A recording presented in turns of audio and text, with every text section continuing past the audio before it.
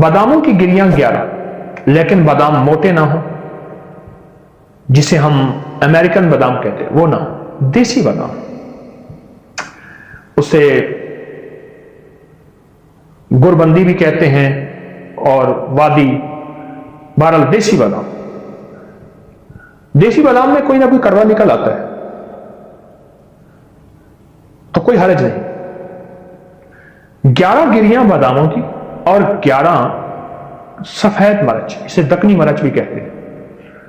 آپ چھوٹے سے پانی کے کپ میں، یہ تو خیر میرے پاس مد ہے، نبوی مد ہے، آقا کا برکت والا برتن ہے، یہ سا ہے، اس میں پانی زیادہ ہے، یعنی اتنا سا پانی لے لیں آپ۔ یہ دیکھیے چھوٹا کپ جو ہوتا ہے وہ آپ لے لیجیے،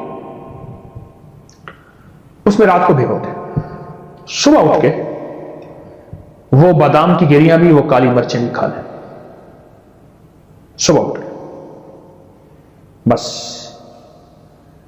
اگر آپ کا بچہ نہیں کھاتا، میں اس کا ایک آسان طریقہ بتاتا ہوں، اسے پیس لیں کسی بلینڈر میں، کسی چیز میں، گریاں بھی باداموں کی وہ بھی، اس میں شہد ملا لیں، میٹھا کوئی مشروب ملا لیں ہلکا سا، تھوڑا سا، اسے ایسے چاٹنے والی چیز بنا لیں، وہ چٹا دیں، مزے سے کھا جائے گا۔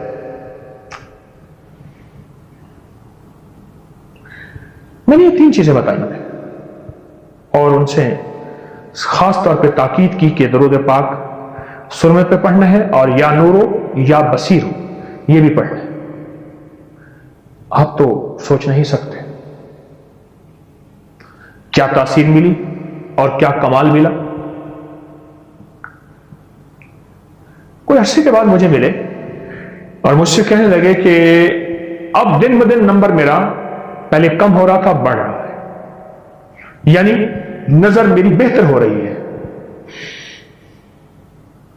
نظر میری بہتر ہو رہی ہے۔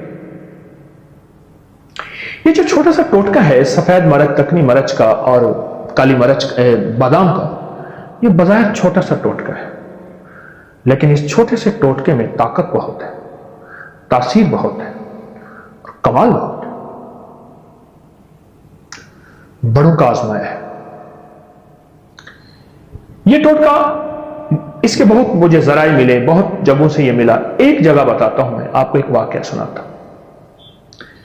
ایک صاحب کہنے لگے کہ میرے جو چچا تھے وہ صاحب خود بوڑھے تھے، تو ظاہر ہے ان کے چچا کتنی عمر میں فوت ہوئے۔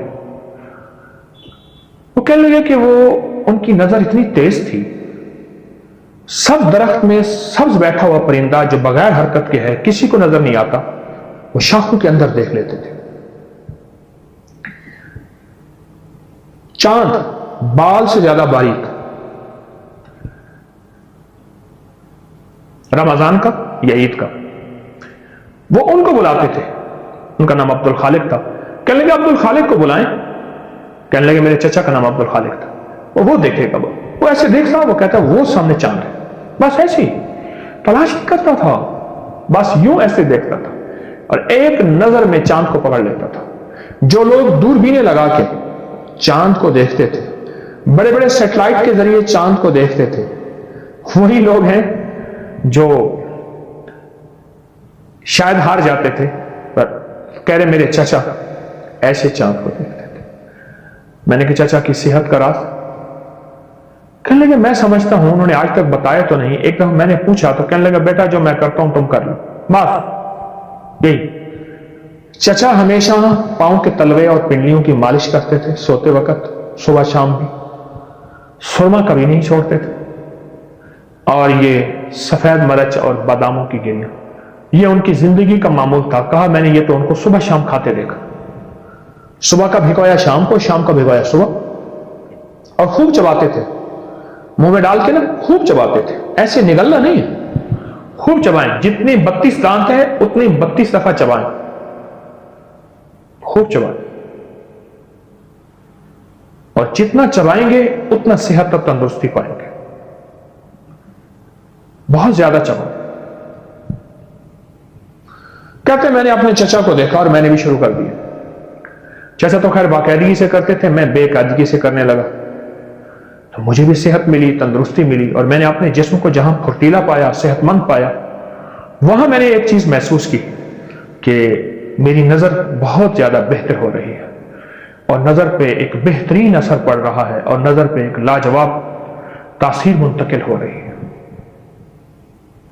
اور کہا کہ چچا عبد الخالق میرے شکاری تھے، وہ کبھی بندوق سے شکار نہیں کھیلتے تھے، گلیل سے لکڑی یوں اس پہ ربڑ باندھا ہوا، تھوڑا سا پتھر لیا اور نشانہ کیا اور پرندہ نیچے، کبھی بندوق سے نہیں. وہ کہہ رہے بندوق ان کے لیے ہے جن کو نظر کچھ نہیں آتا. اور ایسا ان کا نشانہ تیز تھا، اگر پرندہ اڑا ہے اڑتے پرندے کو نشانہ کیا ہے، اڑتے پرندے میں نشانہ جا کے لگا ہے، ایسا تیز تھا. اللہ کہتا ہے میں تمہیں دے کے رہوں گا، تمہاری نسلوں کو کھلا کے رہوں گا، پلا کے رہوں گا، عطا کر دوں گا اور ساری دنیا بھوک بھوک قحط قحط مہنگائی مہنگائی کرے گی. تیری نسلوں کو وہ دوں گا کہ تیری نسلیں آباد اور شاد ہو جائے.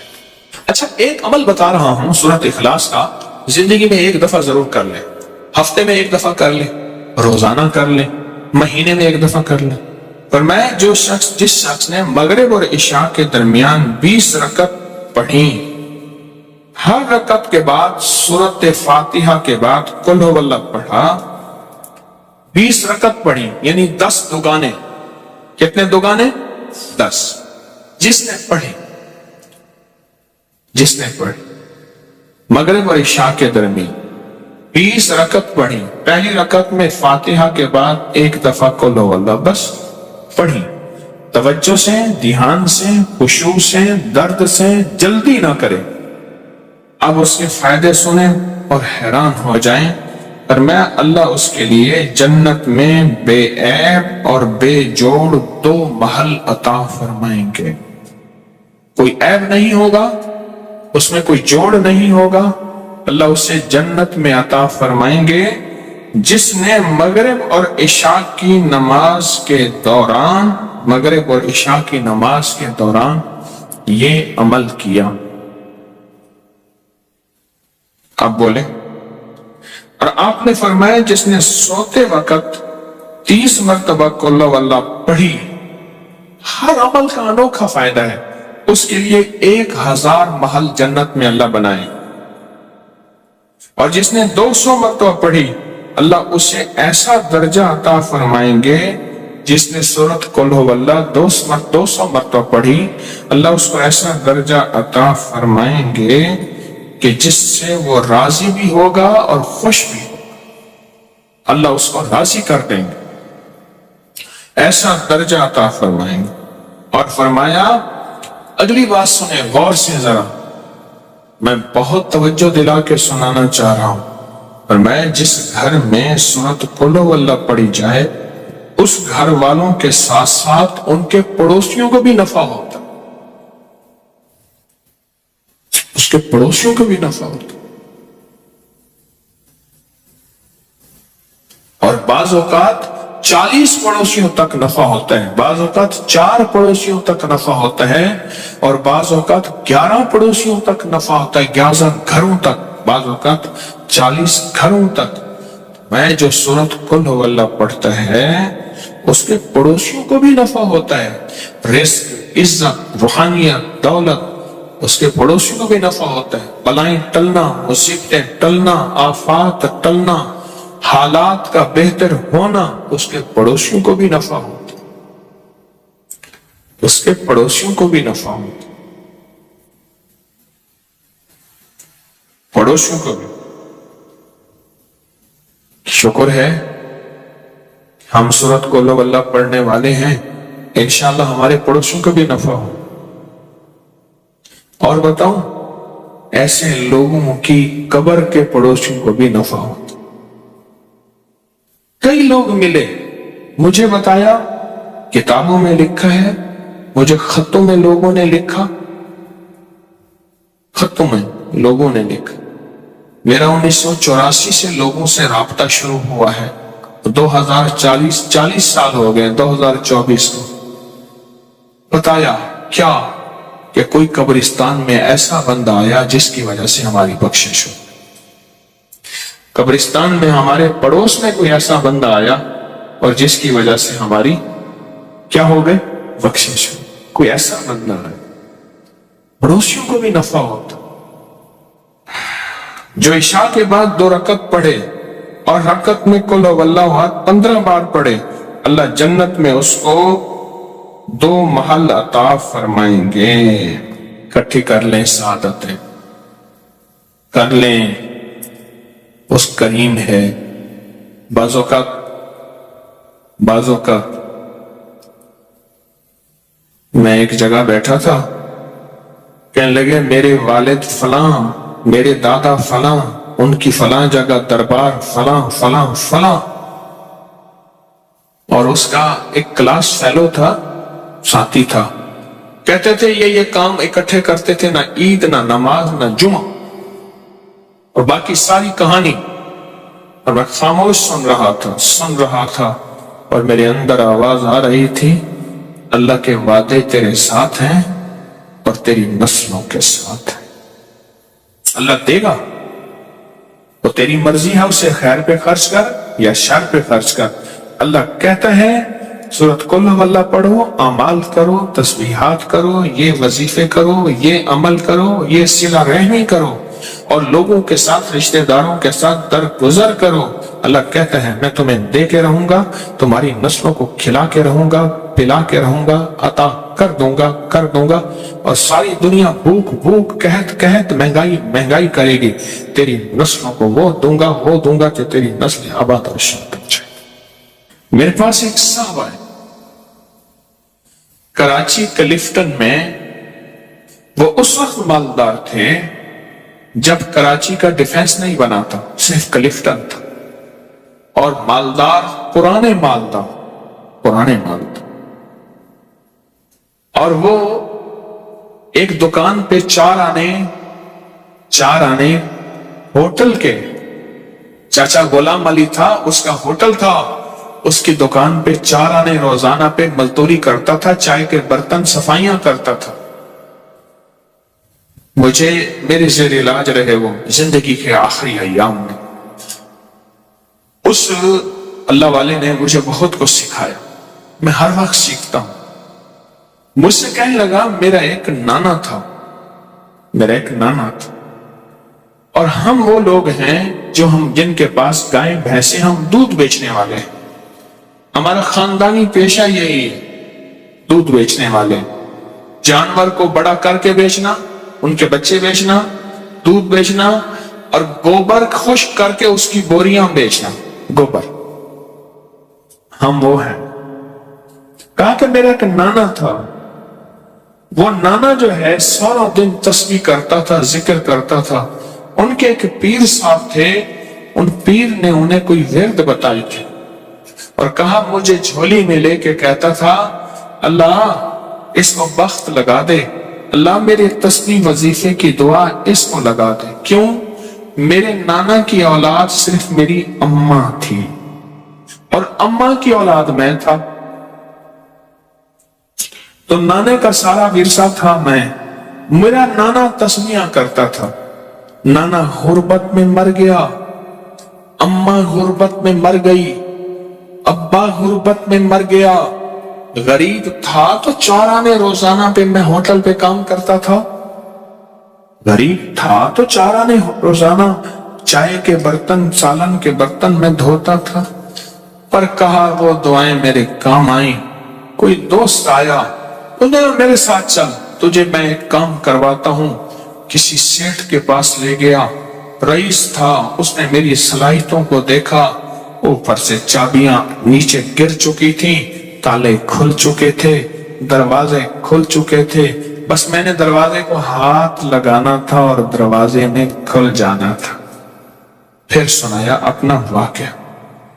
یہ ماسکو روس کی کمپنی کرنسی روبل ہے، کیا ہے؟ روبل ہے۔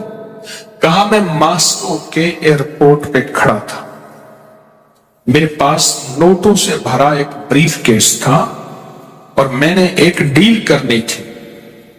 بریف کیس کھلا اور نوٹ ایسے بکھر گئے، اور لوگوں نے چننا شروع کیا، اور میں کھڑا ہنس رہا تھا۔ اور یہ بات اس نے کہی، سننے والا کہے گا مبالغہ کرتا ہے، پھر اس کے ایک جاننے والے نے کہی، اور نے کہا جی وہ مجھے کہنے لگا وہ پاگل سخی ہے۔ کیسے؟ کہنے لگا مجھے کسی نے بتایا، دیکھنے والے نے، ایئرپورٹ پہ اس کا بریف کیس گر گیا، نوٹ لوگ چن رہے ہیں اور وہ خوش ہو رہا ہے، اور سارا بریف کیس خالی ہو گیا، تو بریف کیس وہیں چھوڑ دیا، اب خالی کیا کرنا ہے، چل پڑا۔ ایک منظر میں نے اپنی آنکھوں سے دیکھا۔ 2015 میں میرے ساتھ ایک کراچی کا رئیس اعظم تھا، وہ سگار پیتا ہے دنیا کا مہنگا، تو ہم ترکی میں تھے، تو اس نے کھولا ایسے گرینڈ مارکیٹ بازار میں ترکی میں، اس نے کھولا نا، اس نے کھول کے ایسے منہ میں رکھا، دیکھنے والے نے ایسے حیرت سے دیکھا اسے، ترکی میں اسموکنگ بہت ہوتی ہے، ایسے دیکھنے والے نے ایسے حیرت سے دیکھا، اس نے آنکھیں پڑھ لی، اس نے آگے ایسے کر دی، اس نے لے لیا، دوسرے نے دیکھا، اس نے لے لیا، میرے کھڑے کھڑائے ڈبی ختم ہو گئی، پتہ چلا 50,000 کی ڈبی تھی۔ کچھ عرصہ پہلے میں نے انہیں یاد دلایا، پتہ چلا کہ وہ تو ایسی کئی ڈبیاں خالی کر دیتا ہے تو بظاہر سگار اور سگریٹ، لیکن دل معاملہ سخاوت کا بھی ہوتا ہے۔ بظاہر تو یہ ہے، بظاہر تو وہ نوٹ ہیں، چلو ہمارے پاس مال نہیں، ہمارے پاس کچھ چیزیں نہیں، ہمارے پاس بریف کیس نوٹوں کا بھرا ہوا نہیں، ہم لوگوں کو سورۃ قل واللہ کے نفع تو بتا سکتے ہیں۔ جیسے اماں کو بتاتا رہا، اماں بوڑھی سادہ پڑھتی رہی، اور اماں کا وقت ایسا زبردست آیا کہ اماں کی آخرت بن گئی، اماں کو ہدایت اور کلمے کی موت آ گئی۔ آپ آج وعدہ کریں مجھ سے، میں بھی، کہ آج کے بعد ہم لوگوں کو بتائیں گے۔ میں کالج سے آ رہا تھا، کالج سے، تو سیٹ پہ بیٹھا تھا، مجھ سے پہلے ایک بندہ بیٹھا تھا، کاٹن پہنا ہوا، یہ مچھیں، بڑی سی پگ، اور ایسے پھول کے بیٹھا ہوا تھا، 1.5 سیٹ اس نے لی۔ میں یوں کر کے بیٹھ گیا، یوں کر کے بیٹھ گیا۔ اس نے نا مجھے ایسے ترچھی نظروں سے ایسے دیکھا، کہ ایسے اظہار کیا کہ تیرے یہاں سیٹ پہ کیا حق بنتا ہے۔ میں نے چونکہ سیٹ کے پیسے دیے تھے، تھوڑی دیر ہوئی، میں نے کبھی چھیڑ چھاڑ کیے بغیر تک گزارا نہیں، چھیڑ چھاڑ تو بہت ضروری ہے۔ تو میں نے اس کی ایک چھوٹی سی ایک تعریف کی، ایک تھوڑی سی دکھتی رگ پہ ہاتھ رکھا، بات چلی، وہ چپ کر کے سنتا رہا، سنتے سنتے سنتے کہنے لگا باتیں تو بہت اچھی کرتے ہیں، لہجے میں نرمی۔ میں کہا بھائی کام ہو گیا۔ پھر میں نے اسے ایک عمل کا نفع بتایا، مجھے اب یاد نہیں میں نے کیا بتایا، تب عمل کے نفع بتائے، ایک بتاتا گیا، کوئی 1.5 گھنٹے کی گاڑی چلنی تھی، بتاتا گیا، حیران ہو گیا، اس کے کندھے جھک گئے، وہ سکڑ گیا، اس نے مجھے قریب کیا، جگہ دی، اور میں نے اس کی آنکھوں میں تیرتی، اس کی آنکھوں میں چمکتے آنسو دیکھے، اس کی نمی دیکھی۔ اللہ ہر دل میں ہے، اللہ ہے، اللہ ہے، میری کوتاہی نے اس کو اندر دبا دیا ہے، اس کا اللہ ہے۔ میں نے پھر ایک اور نفع چیز بتائی، پتہ ہے کیا کہا؟ کہا الیکشن میں کھڑا ہوا تھا، اب اگلی بات، الیکشن میں کھڑا ہوا تھا، اتنے لاکھ لگا دیے، ہار گیا، دروازے کے سامنے آ کے ڈھول بجاتے ہیں، ٹینشن میں چلا گیا ہوں۔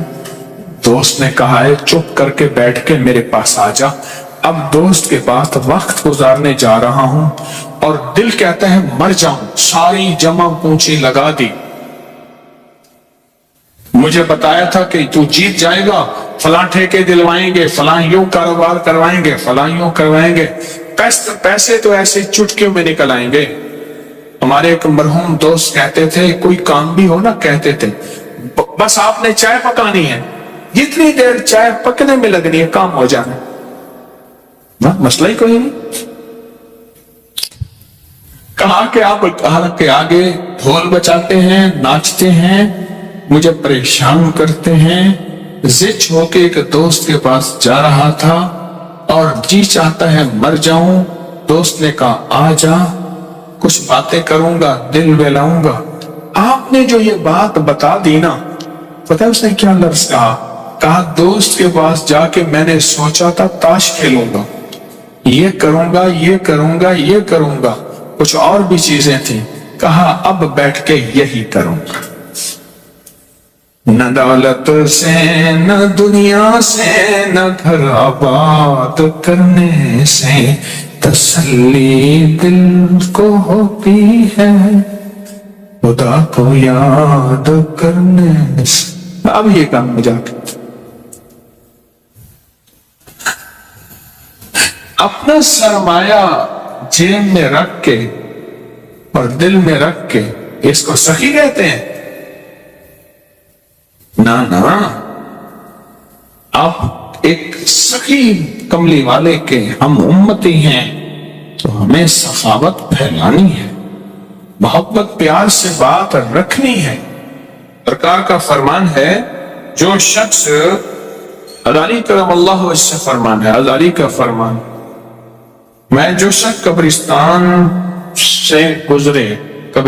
से गुजरे और सिर्फ एक दफा कुल वल्लाह पढ़कर तमाम कब्रिस्तान वालों को बख्श दे, तो उससे मुर्दों के बकदर सवाब मिलेगा। जितनी मैयतें उस कब्रिस्तान में होंगी, कब्रें हैं नहीं हैं, मिट गई हैं या नहीं हैं, उनका अब मौजूद है या नहीं, जितनी भी कब्रें होंगी कब्रिस्तान में, मैयतें होंगी, मैयतें, कब्रें नहीं मैयतें, उन सब के बकदर इसको सवाब मिलेगा।